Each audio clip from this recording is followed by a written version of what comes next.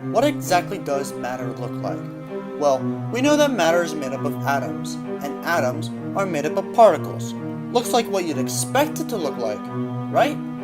Well, what would you think if I told you that it only looks like this because you're looking at it?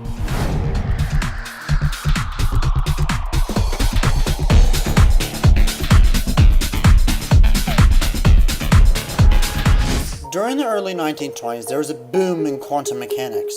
It was proposed that matter could not only act as a singular particle, but also as a progressing wave. This idea drove an Austrian physicist by the name of Erwin Schrödinger to formulate an equation to describe how these waves evolve. What he came up with is the Schrödinger equation. What the equation does is it takes information about a particle such as its mass, its origin, and the forces acting on it, and deposits it through a series of calculations. What it produces is a graphable mathematical wave that describes the quantum state of a particle at any future time. This wave is called a wave function, represented by the Greek letter psi. The way we use these waves is by squaring them to produce a probability density. This new wave is a representation of the probability that a particle will be in a location at a given time. Think of it this way. A burglar has escaped from prison and wants to go on a crime spree. The police will try to find out where he will strike. While they cannot pinpoint his exact position at a given time, they know exactly where he started, and they can assign probabilities to various places throughout the city. Houses near the prison are more at risk than houses a mile down the road, but over time their risk will rise. They can also give wealthier houses a higher probability of being robbed than poor houses. This crime wave can be thought of as a probability density.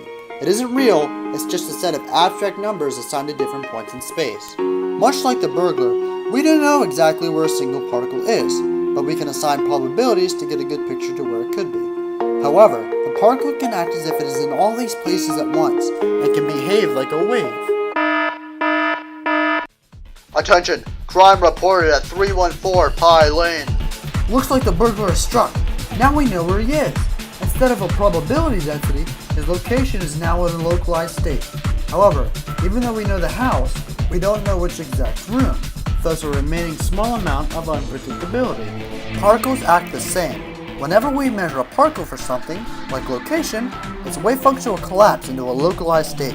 Instead of having an unprecise location, as if it is a wave, it now occupies a well-defined coordinate, or will act as if it is a single material object. This ability to act as both a particle and a wave is called the Wave-Particle Duality. And there you go! Now you have an understanding of one of the biggest concepts of quantum mechanics. It's quite strange, but nonetheless proves how quirky quantum can be.